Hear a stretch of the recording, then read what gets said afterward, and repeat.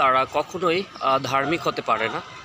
আর রাজনীতিবিদরা যদি ধর্ম করে তাহলে তারও উদ্দেশ্য থাকে সে তার রাজনীতির ফায়দা হাসিল করার জন্য।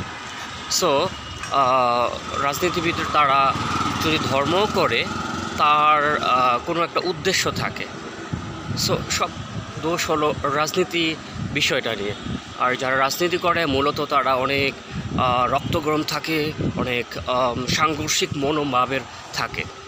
সো এরা কখনোই কল্যাণকর চিন্তা করতে পারে না 99%।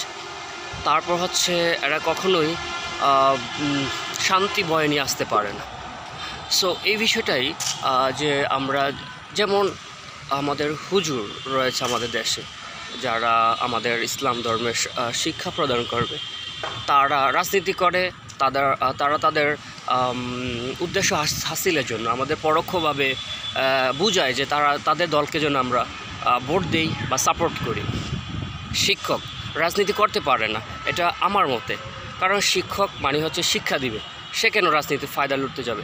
আমাদের দেশে দুর্নীতিগ্রস্ত, যার কারণে তারা মনে করে তারা কোনোভাবে প্রমোশন ব্যবস্থা করতে পারে অথবা টেন্ডারবাজি বা ব্যবসা বাণিজ্য করতে পারে।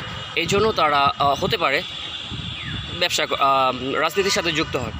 তারপর আইনজীবীরা এরা মানে রাজনীতি করা ঠিক না মনে করি আমি। তারপর চিকিৎসক তারাও রাজনীতি করে। সো এই যে রাজনীতি করে তারা তাদের কাজে কর্মে কনসেন্ট্রেশন না দিয়ে তারা কি করে, তারা তাদের রাজনৈতিক উদ্দেশ্য হাসিলের জন্য তারা তাদের কর্মকাণ্ড করে থাকে বা ওখানে সময় ব্যয় করে থাকে। যার কারণে আমরা আমাদের দেশে কোয়ালিটিফুল শিক্ষা পাই না, কোয়ালিটিফুল আমাদের আইনের যে সেবাটা সেটা পাচ্ছি না, অথবা কোয়ালিটিফুল আমাদের সার্ভিসগুলো পাচ্ছি না। সব দোষ হচ্ছে রাজনীতির চিন্তা ভাবনাগুলো।